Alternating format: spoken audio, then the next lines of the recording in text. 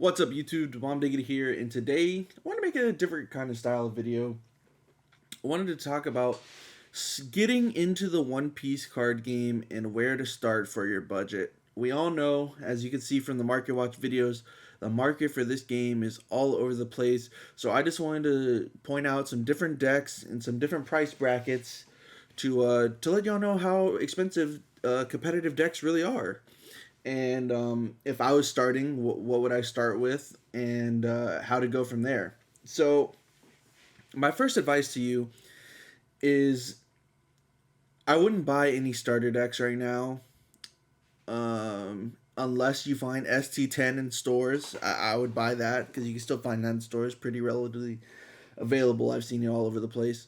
But also, you have to make a decision. Do you want to start playing, going to local tournaments now? Or do you want to wait till March February, the next structure deck comes out, February, March, and then start playing for Format 6? That's really where you have to make your first decision. If you want to jump in and start playing right now, I would pick up ST10 if you could find it, but we'll also go over some of the decks of the OP05 format and their cost. And starting us off with probably the cheapest deck there is. I don't know if there's a cheaper deck. We got Bello Betty, and she's a new leader that just came out in set 5. Revolves playing really aggro, and usually like Karasu to negate your opponent's leader, Ivankov to spam out your dudes, and using her ability to pump your guys up really strong and swing at your opponent. Now this deck total right here with all the cards involved, you get the whole deck. It's going to cost you, I priced this out yesterday, so keep in mind the market could have changed, but as of January 4th, 2024, this deck would cost you $100.12 to buy this exact deck right here, all the copies, everything. And that is probably the cheapest deck that you're going to find. There's also like versions of this that you can make cheaper. You don't need the crackers and Sanjis, even though they're like, people say they're pretty staple in the deck. You could mess around with things to make it a little cheaper, but for $100, you could get a solid deck, start showing up to your local tournaments, and you would definitely start taking games off people, because if this deck runs hot, it could pretty much run over any deck in the format. So that would be option one if you only had like $100 and you didn't really have any extra money to spend on like other staples and stuff, because that's another thing you have to factor in is, do you want to buy just a deck, or do you want to buy a deck and have money to start future-proofing yourself? Because that is another thing about getting into this card game, is that since it's a ban list format, you never know what's going to be good. So you're always going to have to sort of, when you start, you're going to have to start playing catch-up, is pretty much what I like to call it. And I've had to do this as well. I did not find really any product at OP1, and I started kind of playing at OP02, so I bought single copies of a Whitebeard deck, and I stopped playing after that and didn't really play any tournaments or OP03 and OP04, and now have made a huge comeback into the game and am going to Nats for OP05. So it's kind of crazy, because now I'm trying to play catch up with this format and buy everything from all the old sets, because you never know what decks to be good at a major tournament. Well, you have like an idea with the meta and everything, but you never know what's to be good going forward, so you always want to start future-proofing yourself, buying play sets of cards, and so you could be really flexible with the meta and change your deck depending, or you just all in on one color, say, I'll play this color, even if it's not the best, I'll make it work until it becomes relevant again, and I'll keep buying cards of that color. So those are kind of like the two different mindsets you could go towards with looking at where to start. Like I said, bought a deck, just full singles. I buy packs here and there if I can. OP05, luckily I was able to pre-order booster boxes, so that's another good resource, pre-order stuff for the sets. But after I opened my few boxes that I wanted to, I've only been buying singles, buying the lowest rarity of stuff. Because max rarity, I mean, everyone likes your shiny cardboard, right? In this game, though, I'm not really the max rarity guy. I save my more max rarity hunting collection for Pokemon, because I play that as well, and that's where I like blinging out my decks a lot with a lot of like older like full art copies and stuff like that. So that's where most of my like max rarity stuff goes into. One Piece I'm fine just playing the normal version of the cards. If I pull alt art, cool, I'll play it. It's cool, but if not, I'm not too worried about it. And so that's where I go with that. But yeah, this is probably the cheapest list you're gonna look at, and this is gonna be in the $100 bracket. Next, we're gonna take you up just a little bit more. Nothing crazy. It's to be $150, and that we're gonna look at Blue Croc. Blue Croc, cool leader, tempo deck. You do a lot of returning stuff to the bottom of the deck with like your Mihawks, your Borsalinos, your Red Rocks, 3000 Worlds. It's really about controlling the board and bottom decking a lot of your opponent's key pieces and just playing tempo that way. I've been really liking this leader. I just picked the whole deck up. The final few cards came in yesterday, actually. So I finally have it all built. I'll probably be taking it to locals next week when hopefully when I'm able to go and really test it out. I've been playing it on the sim a ton, and I've been really enjoying it. So definitely, it's only $150, so $50 more investment. It's a little more expensive now since the secret Kaidos went up to 13. They're not 5 anymore. But Mihawks are always like $15 card too. But other than those two, everything else is relatively pretty cheap. I know 3000 Worlds are like $2 a piece. Kai's like $1. But most of the other cards are really cheap, especially all the OP05 stuff that the deck got now. So $150, a little upgrade. Not saying it's a better deck than Bello. Not saying it's a worse deck. I'm just saying this is like the kind of bracket you could expect for the $150 range. Now we're looking at probably one of the... Because the first two decks I've talked about have been kind of rogue, like on the outside of the meta. Like people play them here and there, but they're not... You're not like going to your locals expecting to see a lot. You might see a lot of Bello just because people just really enjoy that deck and they think it's a lot of fun. So people will probably be playing it. But we're going to go in here now to Purple Luffy is another archetype. And it's considered like one of the big three. You got Purple Luffy, Sakazuki, Enel. Those are like the big three like competitors of this meta. Of course, there's like Red Purple Luffy and like other stuff, of course. But like people say the big three, or you got Katakuri too for yellow instead of Enel. Like those 4 or 5 decks, you got like that's mainly what people are considering the meta. But Purple Luffy, your budget jumps up to $318, and the reason of this is this card right here, Queen. Now, you can play this deck without Queen. You could even bump it down to 2 copies and like play some extra Utas or Laws for your blockers, but this card just provides so much value, being able to cycle through your deck, pick up extra cards that you need, trash stuff you don't need from your hand. It's just really a staple for all purple decks, and that's why the price tag on it is $40. Because it only came out in the structure deck.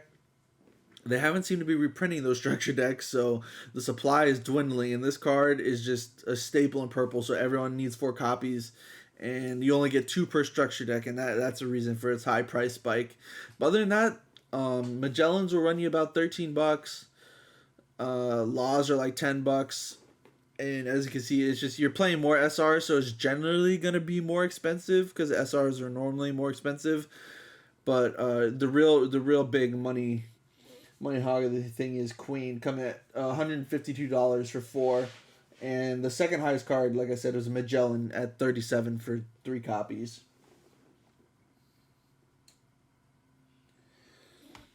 So that would take you into the basically the meta bracket. If you want like a ready to go, like you could win tournaments with this list. I mean, you could win tournaments with every deck if you're good enough, right? And you get like the right matchups, opponents, and stuff. But if you want to like straight up meta contender right out the box, you'd be looking at probably like $300. Of course, you could cheapen this deck down. You can remove some queens, maybe remove like a 7-cost kid here or there. There's several different variations of this deck, but a lot of people play like this is kind of like a basic shell you could call, and it's to run you about $300. Like I said, just because queen is so expensive. And the last deck we're going to talk about this video is yellow. We also need to talk about Sakazuki, but I didn't really price it out, so we could live price it real quick. So we can go do that, but the last deck I have prepared is Enel. And this deck is also straight out the box. You can start winning, topping tournaments with it. But its price is going to be running the most expensive deck we've talked about so far, almost $400, coming in at $374 for this list. And the main cause is this card right here. This 8 cost Secret Katakuri. The supply of OP03 is drying up. You saw this card is so meta relevant. Every yellow deck wants to play 3 to 4 copies of it, and that's why it's gained the price tag of anywhere between 70 and $80, but mainly it's been sitting around like 74 or 77. And so 4 copies, I'm just doing it at bear market. If you found it at $70, $280 for 4 cards. And that's just plain ridiculous. But this deck is proven that it's good. Everyone's been playing it. It's been topping tournaments left and right, winning stuff. And that's why it comes with the high price. The second highest, most expensive card, honestly, in this list is the Blocker Sanji. For around $9 to $10 a piece. But other than that, everything like Yamato's only like $5, $6. She's pretty cheap. I was able to get the playset for $16, $4 a piece on this card. And Rush Enel, the other SR, he's sitting at like a buck and a half, like $1.50. So he's really cheap as well. The Big Mom, you only play 1, but you could cut her. She's running like $16, and this guy is sneakily like a $3-4 card, but I mean that's not that bad. The other cards are really, really cheap, like pennies and stuff, like quarters. But yeah, it's just really the Katakuri was just driving up the price of this deck to just insane margins. But it's warranted, it's proven, it's good. And lastly, we'll talk about Sakazuki. I haven't even played Sakazuki at all. Really, because I just didn't want to spend the money on Borsalinos, and so I didn't even start practicing the deck. But we can make a little shell here real quick, and then we can price out some of the cards. Let's just switch this over to black real quick. And Sakazuki, for the most part, I'm pretty sure is pretty cheap. One Sakazuki, like I'm telling you, the ratios are gonna be messed up. I know they play 4 Suru, 4 Borsalino. They might play 2 Kuzans. What else do they play here? 4 brand new. Rebecca, Lucci. Probably 2 or 3 man Sherry. 4 Tashigis, Hinas. Actually, this deck is a little pricey because these are here. The Hinas and the Great Eruptions have shot up drastically, so I think they're both sitting at like $20 a piece. So this deck also does get pretty expensive. Some people tech in a Marineford. I know I've seen that as a tech by a couple people. They also play. They'll play a couple Ice Age probably. And then you can't forget about the blue cards here. This is like kind of like paper cutter Sakazuki, like what I think about when I think about this list. This is what I've basically seen people play. Of course, everyone has their techs. They play Borsalino, and they play Houndblaze. They play like those, and then that's pretty much the gist of what you see. Oh, and then some people play the blue 3-cost Hina. They play this card. So this deck, we don't have the exact totals, but we can go price it real quick. Let me just go to TCG Player. Let's go to OP05, because that's to be like a lot of your cheap stuff. Let's see here. But the killer of this deck, like, yeah, this Borsalino is like $1. He's like $3. Rebecca's like 7 or 8, I'm pretty sure. But the real killer is this Borsalino. This guy, I mean, we've talked about him.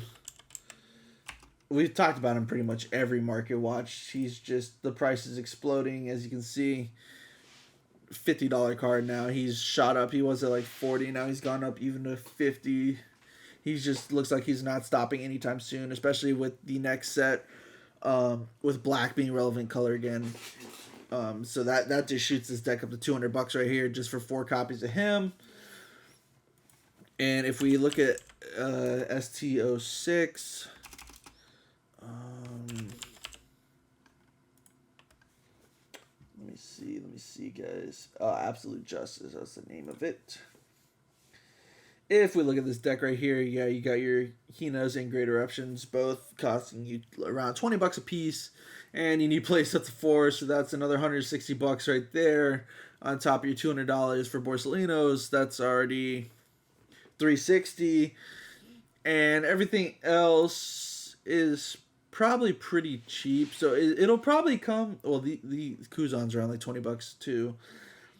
So this is probably the most expensive deck. It's probably gonna run you like at least 400 bucks, I would say, to build this. Of course, if you got into the game early, you had your Borsalinos and stuff. You're really saved. Like if you're able to buy into black staples early, because now it's just like you have to pay the price, and I don't see the prices going down anytime soon. I don't know any reprints coming, for this stuff, and it's just gonna get out of hand, especially with the OP06 coming in. We can already see some of the leaders for OP06. You got Perona, that looks pretty relevant. A lot of people are trying to play. Sakazuki is still a relevant deck. It doesn't fall off. The only saving grace is like Yamato might be cheap, cheaper than this. We'll have to wait and see.